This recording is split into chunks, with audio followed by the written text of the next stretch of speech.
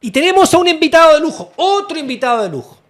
Él es economista, experto en salud y lleva por nombre David de Brot. Bienvenido a La Voz de los que Sobran, David. Tu tema un poquito va por el tema salud, aunque eres economista como tu vecino. Supongo que eres mucho mejor que tu vecino, porque él dice que no es economista. Él dice, no, yo no soy economista, me levantan perjurio, etc. Dice que no es economista. Sí, es un insulto. Es un insulto para él. Historiador de la economía. David, el tema que hoy día nos convoca es estos rumores, que no son tan rumores, respecto de que habría un perdonazo a las ISAPRES. ¿Será verdad que la ministra de Salud preparó un proyecto de típico ley corta, le llaman, ¿no?, para perdonar a la ISAPRE después del fallo de la Corte Suprema que les ordenaba devolver plata porque hicieron malos cálculos y nos subieron los planes de ISAPRE y no tenían por qué hacerlo? Y entonces después de eso hay otros proyectos, otra gente que también ha pensado cómo solucionamos este tema de la deuda de las ISAPRES, que los harían quebrar, pobrecitos, como si el sistema de mercado no contemplara la quiebra de aquellos que no son capaces de mantenerse. Pero hoy día quieren que de nuevo el Estado, como lo hizo con los bancos y otras instituciones, llegue a salvarlo. Entonces, en este tema, en este contexto, don David de Brot tiene una opinión y queremos escucharla. Gracias, Daniel y Hassan, por la invitación. A ver, en los últimos días se ha hecho pública, ¿no es cierto?, y con bastantes detalles por la prensa, los entretelones de algo que ya se había anunciado, de repente con menos información, pero que es un proceso que viene por lo menos desde mitad de febrero, ¿ya? Y que son continuos intentos de parte del Ministerio de Salud. Yo no lo focalizaría todo en la ministra, sino que en el equipo asesor, ¿no es cierto?, de ese ministerio, de buscar alguna alternativa que permitiera que se viera como si se implementa un fallo, pero que en la práctica tuviese las características de digamos, un salvataje, un perdonazo. Se ha hablado, por ejemplo, de esta idea curiosa de que para que el fallo, para cumplirse, tiene que resguardar condiciones de equilibrio financiero de la ISAPRE, que es bastante curioso. Yo lo he planteado en este mismo programa. Los fallos, sobre todo en materia económica, son ciegos respecto de cuáles son las consecuencias posteriores que éstas tengan. O sea, para todo orden de cosas los fallos son ciegos, ahí debe ser así. Efectivamente, pero en materia económica eso es muy claro, porque efectivamente si yo tengo que embargarte una casa, sí, tú no vas a quedar sin casa. Y se te genera un problema, porque tienes que vivir en alguna parte, en fin. Pero si el fallo dice que te tienen que embargar la casa, te la tienen que embargar. Sí, claro. No te la tienen que embargar a largo plazo, no, por partes, en fin. Si un empleador es condenado a pagar una plata a un trabajador, tiene que pagarla. No es que, oye, pero ¿cómo lo hacemos para salvarlo? No, el fallo dice eso, así es. Efectivamente. Entonces, son para cumplirlos. ¿En qué es lo que ha consistido?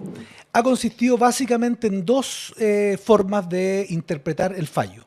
La primera es que hacia adelante las ISAPRES, todo lo que les disminuye los ingresos por tablas de factores, por acoger la tabla única, lo pudiesen subir de manera totalmente ilegal bajo el marco normativo actual mediante el precio base. O sea, netear lo que disminuye por un lado con una subida por el otro y quedar iguales.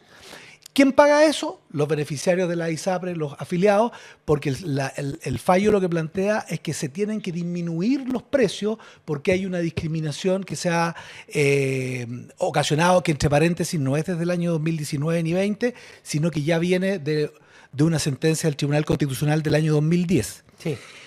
La otra modalidad, que es la más reciente y es la que quedó al descubierto en esta semana, ¿no es cierto?, es el intento de desconocer el cálculo que hizo la superintendencia, que llevaba a un orden de 1.400 millones de dólares como deuda total, aceptando que fueran las ISAPRES las que reconocieran cuál era la deuda. O sea, el imputado, o más bien, quien está condenado, ¿no es cierto?, a devolver dinero, que fuera esa entidad la que dijera cuánto debe, cosa que es totalmente impresentable. La Corte Suprema, entre paréntesis, ya se pronunció al respecto y dijo que eso no era viable. En consecuencia, hoy día estamos en un escenario donde las dos digamos, estrategias, que pueden ser, tal cual se ha dicho en la prensa, de muy buena voluntad, porque el problema aquí no es un problema de voluntades, es un problema bien objetivo, ¿no es cierto? Esas dos estrategias son inviables desde el punto de vista legal y sobre todo desde el punto de vista político. Y de hecho así ocurrió en las dos oportunidades cuando estas propuestas fueron llevadas al comité político y a la moneda, donde simplemente chocaron en la puerta, ¿no es cierto? Y el Ministerio de Salud quedó en cero. Por lo tanto, efectivamente, a tu pregunta, sí han habido estrategias para un perdonazo que en ningún caso era de costo fiscal, pero era de costo de los afiliados de la ISAPRE. Bueno, esta propuesta que salió del Ministerio de Salud, ¿no es cierto? Que incluía elementos de perdonazo, se presentó en la moneda y parece que el presidente Boric dijo que no. También dijeron que no a la ley corta Lago-Marcino, que es una forma de traspasar a los afiliados directamente a FONASA en otras condiciones. Entonces, entre la versión más dura con las ISAPRES, que fue lo que se rechazó de parte del Ejecutivo en esa ley corta, y esta visión de perdonazo, que también han dicho que no, ¿cuál es lo que queda entre medio? Entonces, ¿cómo ve el futuro de esto? Sí, mira, quiero precisar dos cosas. Estas estrategias de salvataje y de perdonazo a la ISAPRE no solamente provienen desde el Ministerio de Salud, ¿ya? Yo también lo he planteado varias veces. Esto parte a los pocos días en que se conoce el fallo y los senadores Jimena Rincón, Matías Walker y otros, Ellos. ¿sí? Presentaron nada menos que un proyecto de reforma constitucional, no un proyecto de ley, un proyecto de reforma constitucional que incluso era más radical aún en el perdonazo. Consistía en que, mediante ese mecanismo de reforma a la Constitución, se les permitiera a las ISAPRE modificar el precio base de los planes de manera también retroactiva, dado que el fallo era retroactivo desde el 2020, ¿no es cierto? Que esto les permitiera modificar el precio base desde el 2020 y que simplemente quedaran sin deuda. O sea, netearlo. Netearlo, pero netearlo desde el origen y por lo tanto que no quedaran con deuda y que hacia adelante quedaran con los mismos ingresos. O sea, eso era bypassarse totalmente a la Corte Suprema.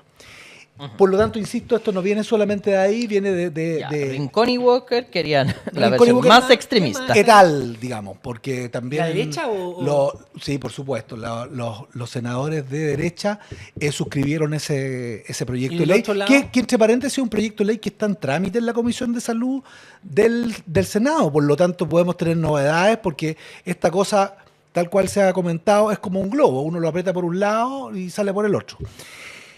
Eso por un lado. Lo otro, precisar una cosa. Esta propuesta que presentó el diputado Lago-Marcino, presidente de la Comisión de Salud de la Cámara de Diputados, en rigor no es que haya rebotado en la moneda. Esto es algo que el Ministerio de Salud nunca consideró como parte de las propuestas. Y por lo tanto eso nunca ha llegado a plantearse al Comité Político ni al Presidente de la República. Por lo tanto, y esto también es un proyecto que está presentado, en este caso en la Comisión de Salud de la Cámara. Por lo tanto, ahí también hay un ¿Y espacio. la propuesta de él es llevar a toda esta gente a una condición especial en FONASA? Sí, mira, la propuesta de Lago-Marcino, que yo la comparto plenamente porque fui yo quien formuló eso originalmente, lo que hace es decir, mire, frente a la quiebra de una ISAPRE, ¿sí? Frente a esta propuesta se planteó mucho antes del fallo de las tablas de factores de noviembre del año pasado, lo planteamos en agosto del año pasado, producto de la situación financiera. Lo que plantea es lo siguiente: ante la quiebra de una ISAPRE, si los beneficiarios tienen que ser trasladados al FONASA porque fracasaron todas las alternativas que la regulación plantea, que se trasladen con sus contratos y que por lo tanto FONASA genere un régimen especial y transitorio, eso hay que ser súper claro, porque es algo transitorio para enfrentar una crisis, ¿no es cierto? En la medida en que estén ahí con sus contratos, se mantiene el pago de las personas de la prima que están pagándole a la ISAPRES, pero ahora se la pagarían al FONASA, y FONASA mantiene los contratos con los prestadores privados para no cortar el flujo hacia los privados. Obviamente, insisto, como algo transitorio mientras se soluciona la crisis y se avanza en la promesa programática del Fondo Universal de Salud, ¿no es cierto? Y que superaría toda esta situación. Bueno, eso es lo que digo que no ha sido llevado, no ha sido recogido por el Ministerio. ¿Qué consecuencias tendría esto? Porque por un lado es cambiar que la ISAPRE ya no recibiría la plata, la recibiría FONASA. Sería un chorro de plata que recibiría FONASA y las condiciones las mantendrían los mismos prestadores de hoy día. O sea, aquí el que gana las lucas es el que cambia y el Estado es el que las recibe, pero con las mismas condiciones que no es malo. Bueno, yo lo formulé, creo que no es malo, justamente podría defenderlo, pero hoy día el punto está en otro ámbito. El Ministerio esa propuesta no la ha considerado nunca, y eso es totalmente legítimo. Hoy día el punto está en quiere salvar la sobre ISAPRE. el salvataje de la ISAPRE, porque también hay una propuesta del FONASA que va en el sentido de tener la facultad de negociar con las compañías de seguros complementarios para toda la población, incluyendo quienes provengan de ISAPRES que eventualmente podrían quebrar. Ahora, respecto de esta situación, ¿qué es lo que hay, planteas tú, Hassan? Lo que hay hoy día es, por un lado, ¿no es cierto?, una propuesta que tiene que ver con el fortalecimiento del FONASA. Uh-huh. Yo le pondría apellido, del fortalecimiento de FONASA en su carácter de seguro, ¿sí? Ahí no hay ninguna medida que apunte al fortalecimiento de la red pública, que yo creo que es lo fundamental de toda esta historia. No hay nada respecto del fortalecimiento de los hospitales, de la gestión de redes, del fortalecimiento de la atención primaria. No es que no se haga nada, pero en las medidas que están contempladas ahí no hay nada. Fortalecimiento del FONASA en el sentido de que se podría negociar con compañías de seguro para obtener mejores coberturas complementarias que las que tienen los seguros voluntarios individuales que las personas tienen o los colectivos que contratan algunas empresas. Y sobre la base de que FONASA también pudiera organizar redes de prestadores privados, porque esto funcionaría con prestadores privados. Sí. Eso por un lado. Y en materia de ISAPRES, lo que está planteado es que se reconoce la deuda que se determine, que ya cada vez va quedando más claro que es del orden de los 1.400 millones de dólares. ¿Ya? Está claro en la opinión pública, en la Corte Suprema, parece que ya en el Ministerio, ¿no es cierto?, en la superintendencia desde el primer momento, porque hicieron ese cálculo. Y el tema, la discusión es cómo se paga y cuándo se paga. El cuándo se paga sería a partir de unos tantos meses después de que se implemente esta instrucción. Esta instrucción se tiene que implementar a más tardar el 30 de mayo de este año. Pensemos en el próximo año, hacia fines del próximo año, que recién se comenzaría a devolver esos recursos. La otra parte es cómo se devuelven. Y en el cómo se devuelven, yo creo que hay un planteamiento que probablemente no va a ser aceptado tampoco por la Corte, que es que se pueda devolver en dinero como excedentes, ¿no es cierto?, o que se pueda devolver en prestaciones o en rebajas de los planes. Claro. Quiero decir dos cosas al respecto. Yo creo que no es aceptable, probablemente no va a ser aceptable por la Corte, porque la Corte le instruyó a la superintendencia a decir cómo se hace esa devolución y no transferirle esa responsabilidad a las propias ISAPRES. O sea, en el fondo, la propuesta hoy día estaría en que las ISAPRES digan cómo lo van a devolver. Y la Corte Suprema lo que le instruyó a la superintendencia es dígame monto y dígame cómo se hace. Es que si quieren diluir, están pretendiendo que se diluya nomás. En el fondo te voy a dar más prestaciones. Ah, no las tomaste, bueno, se perdió. Se diluye todo. Sí, tendría que ser un cheque para cada ciudadano. Voy a ese otro punto. Aunque fuera aceptado por la Corte, ¿sí?, y aunque fuera aceptado políticamente, porque esto tendría que ser un proyecto de ley que va... En rigor, esa parte no es necesariamente un proyecto de ley, es una instrucción a la ISAPRE. Que fuese aceptado, eso no cambia en nada, no cambia ni un milímetro la situación financiera de la ISAPRE. Lo voy a decir por qué. Porque desde el punto de vista real, tú tienes, como ISAPRE, o tú devuelves 100 pesos, ¿no es cierto?, los devuelves en dinero, o los devuelves en rebajas de los planes. Para efectos financieros, el efecto es el mismo. Y desde el punto de vista contable, tú devuelvas prestaciones, rebajen los precios de los planes o devuelvas en dinero, es un pasivo contable que hay que reflejarlo en la contabilidad y que eso hace que se den vuelta los 3 estándares legales y eso significa entrar en el proceso de insolvencia. Sí, Por lo claro. tanto, no hay ninguna forma de cambiar el efecto práctico que esto tiene y que desde el primer momento se sabe cuál es. Ya, simplificando entonces. Ya. Simplifique, por favor. Ya, porque son 2 cosas, FONASA y ISAPRES. En términos de FONASA, porque si la gente está saliendo a las ISAPRES, hay que hacer algo con FONASA. Lo que te preocupa es que lo que están viendo es cómo fortalecer FONASA como comprador de prestaciones que incluso implica comprar del sector privado en vez de fortalecer la red pública. Eso es la crítica de lo que está en el debate actualmente. ¿Sí? A ver, esa es mi opinión, de que ahí lo que falta es medidas que tengan que ver con cómo se fortalece la red pública, que es la gran deuda que tiene el sistema de salud chileno. ¿Y por qué piensa que el gobierno no está enfocado en eso? Porque el proyecto de ley, todo lo que ha trascendido, no hay ni una línea respecto a ese tema. Porque es que al final del día eso es lo importante, aprovechar esta circunstancia de posible quiebra de la ISAPRE, deuda de la ISAPRE, para que se fortalezca el sistema público. Están dándote en la mano la oportunidad para fortalecer el sistema público diciendo, fallaron, no cumplieron, te mintieron, te cobraron extra, o sea, te están estafando, y entonces voy e invierto en el sistema público, lo mejoro, etcétera, y no están aprovechando la oportunidad. Efectivamente. Mira, lo quiero poner en los siguientes términos. No es lo mismo plantear que FONASA va a organizar a los prestadores privados en redes privadas y va a negociar seguros complementarios para que las personas se atiendan en esas redes, Sí. que decir lo siguiente. Los prestadores privados tienen que integrarse a la red que existe. Que era la propuesta de la Constitución que nosotros presentamos. La red, ¿no es cierto?, a nivel nacional hay 29 servicios de salud. Esos 29 servicios de salud son los que agrupan a los hospitales, los centros- CEFAM, sí. Claro, los CEFAM, a pesar de que eso están municipalizados, Algunos ya están entregándolos todo a la, pero tienen una la idea es relación, entregárselo todo al Estado. pero tienen una relación de referencia y contrarreferencia con los hospitales. Sí.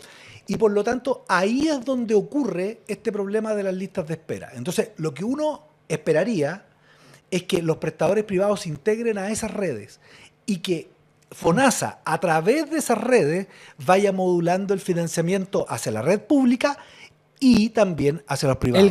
Y no como una cosa paralela. Ese El es gran punto, segundo administrador punto. del sistema sería el FONASA y pondría los precios y todos trabajarían para él.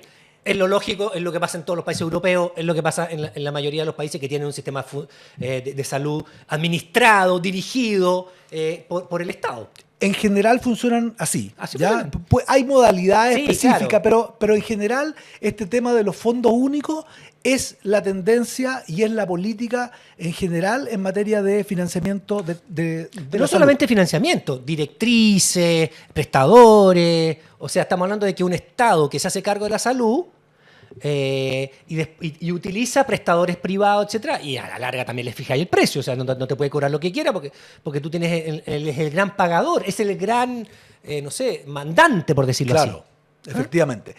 Bueno, ese tipo de medidas no están consideradas hoy día, ¿te fijas? Entonces, ¿Y eso por qué? ¿Porque lo ven como un problema aparte nomás y no queremos meternos? ¿Porque A lo ver. quieren ver como un problema que no me corresponde? A ver. ¿Por qué qué? Yo quiero ser bien justo en lo que estoy planteando. Uno de los grandes problemas, y esto lo digo más bien desde un conocimiento del tema de la regulación de los sistemas de salud en general, uno de los grandes problemas que trae la fragmentación de los sistemas de salud, esto de que los ministerios se dedican a ser autoridad sanitaria, los prestadores de salud se dedican solo a atender personas, las superintendencias son un ente como en el aire, ¿no es cierto?, que fiscaliza, regula, en fin. Esa fragmentación lleva a que cada institución y cada autoridad vela solamente por su ámbito. ¿Y por qué? Porque a FONASA no le corresponde meterse en la red pública. Ese es el drama de esta cuestión. Porque eso le corresponde a la Subsecretaría de Redes Asistenciales. Y ahí yo no veo que haya un mayor desarrollo conceptual ni de trabajo en esta materia. En otro ámbito sí, por ejemplo en el ámbito de la atención primaria se está haciendo un trabajo bien importante de universalización de la atención primaria y se está trabajando en un piloto con 7 comunas, pero con una visión fragmentada, porque la atención primaria no funciona sola e independiente, sino en relación con los hospitales. Cuando una persona se agrava, por ejemplo, de una diabetes, ¿no es cierto?, pasa a una insuficiencia renal y a diálisis, esas diálisis no se realizan en atención primaria, se realizan en prestadores secundarios, que en general son privados, ¿no es cierto? Y cuando la cosa es más compleja y vienen los trasplantes, eso se realiza en prestadores de alta complejidad. Entonces, son redes las cosas que funcionan. A ver, en síntesis, y un poquito para ir sintetizando y vamos terminando, ¿qué propondrías tú? A ver, aquí hay que entender cuál es la urgencia que hay respecto de este problema. La urgencia instantánea, no de corto plazo, hablemos de la urgencia mañana, instantánea, ¿ya?, es hacerse cargo de que en cualquier momento una ISAPRE va a entrar en un proceso de quiebra. Ya sea porque incumple los indicadores y viene todo este tema de los planes de ajuste y contingencia, interventor y toda la cuestión, o porque se acoge a la ley de quiebra, derechamente. Yeah. Dice, mire, ¿sabe qué? Yo no quiero pagar esto, no tengo cómo pagarlo, y me cojo la ley de quiebra y se acaba el tema. Si esa situación ocurre, no van a pasar meses en que las personas demanden prestaciones. No tiene dónde acudir, Sí, nada. o sea, el día de mañana me resfrío, no tengo dónde ir. No hay ISAPRE, está quebrado, no hay un administrador, no me pesca. Daniel, hay personas que están hospitalizadas hoy y que hoy eso puede ocurrir. Y que esa persona le van a decir, ¿sabe qué? Usted ya no tiene ISAPRE. No tiene seguro. No tiene ISAPRE. Por lo tanto, empieza a buscar y esa persona está hospitalizada por una afección que probablemente va a durar harto tiempo más. Entonces, el tema de cómo resolver eso es instantáneo, no es un tema. Y ahí es donde yo tengo un cuestionamiento a la propuesta de FONASA. ¿Y qué propones? Que puede ser una propuesta muy interesante. Pero a mediano o largo plazo. Pero al mediano plazo. El problema es que no resuelve lo contingente. Y eso significa algo que a mi juicio va por el lado de esto de trasladar los contratos, ¿no es cierto?, crear este grupo transitorio, en fin, u otra alternativa, pero instantánea. No cosas que se implementen después. Segundo, no puede haber ningún perdonazo, eso ya está totalmente claro. Frente a esa situación, hay cosas que son, digamos, preventivas, por llamarla de alguna manera. Yo sé que esto va a ocurrir en algún tiempo. Y como sé que va a ocurrir, hay que tomar las medidas ahora, porque si las tomo en 2 meses más, ya no las tomé el año pasado, ya no las tomé a principios de año, ya no las tomé en marzo, bueno, hay que tomarlas ahora, porque si sigo esperando, este problema se va profundizando. Mira, quiero darle solo un dato.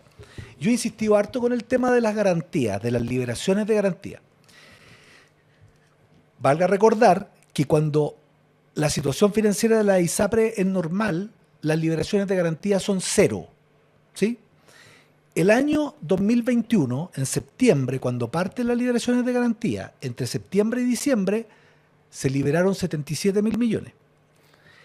El año 2022, todos los meses se liberaron garantías y totalizaron 635.000 millones de pesos. O sea, creció 720%. Eso quiere decir que la ISAPRE no tienen que tener un banquito con la plata guardada por si tiene que pagar, etcétera, etcétera. Eso es la liberación de garantía. No tienen que, los bancos tienen que tener un porcentaje guardado por si hay una corrida bancaria, etcétera. Aquí la ISAPRE las liberaron de eso. O sea, les entregan dinero que está garantizado para que paguen deuda, pero el síntoma de eso, ¿no es cierto?, es que no tienen dinero para constituir las próximas garantías. Sí, no tienen. Y este año, en 3 meses, solo en 3 meses, se han liberado 313.000 millones. O sea, la mitad de lo que se liberó el año pasado. ¿Y qué está esperando el ministerio? Bueno, eso es la superintendencia. Por esta fragmentación. Sí, pero el ministerio está arriba, o sea, el ministro puede sacar al superintendente cuando quiera. Solo decisiones erradas en esa materia. Solo decisiones erradas. No es que se haya contemplado, se han tomado decisiones y han empeorado la situación. Yo lo que esperaría es que en el cortísimo plazo se empiecen a tomar las decisiones correctas. Los prestadores privados de salud lo han dicho reiteradas veces, que la deuda está subiendo y no está garantizada. Sí. Y ante la eventualidad de una quiebra, no va a haber cómo responderle a las clínicas. Y eso, por un lado el tema de los beneficiarios, resolver el tema de los beneficiarios que no queden sin cobertura. O sea, estamos hablando ¿Sí? de y que por cada otro uno, cada lado, otro, el cada tema otro, cada de los otro. prestadores privados es clave, porque eso es lo que te permite que haya continuidad de la atención y que no se transforme de una crisis financiera a una crisis sanitaria. Bueno, no sé Sí, si tan lo que- grave. El Estado tendrá que hacerse cargo de esas clínicas. Pero justamente lo que hemos hablado hasta el cansancio, que la realidad del sistema de salud chileno es que los prestadores privados, las clínicas, juegan un papel fundamental y las ISAPRES no. Entonces, en este caso es tratar de meter las clínicas privadas dentro de la red pública y no ir fortaleciendo las ISAPRES, pero entonces estás diciendo que efectivamente lo que ha hecho este gobierno es favorecer las ISAPRES por sobre las clínicas y por sobre todo los A prestadores. los prestadores, sí, pues. La preocupación ha estado respecto de que no quiebren las clínicas y también se anuncia por la prensa de que hay mucha preocupación por las clínicas, pero no se hace nada respecto de las clínicas. El proyecto de ley, como estaba planteado, no tenía ninguna medida respecto a las clínicas. No se ha fortalecido la garantía, no se ha fortalecido la calidad de la garantía, en monto y en calidad de la garantía. Tampoco ¿Quién es ese superintendente el día de hoy? Bueno, tampoco se ha previsto,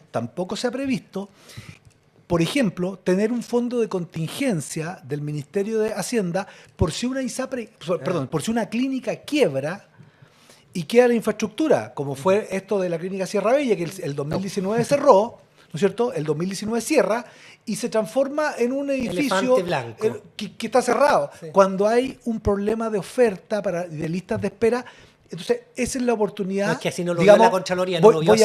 Voy a decirlo desde un punto de vista bien económico. Eso es comprar baratos las clínicas. Bueno. O sea, justamente en una situación así es la oportunidad de salir a comprar barato. Del Estado. Pero no está. ¿Por qué? Porque hay una. Y esto es una cuestión bien importante, porque va un poco a la conversación que tenían hace un rato.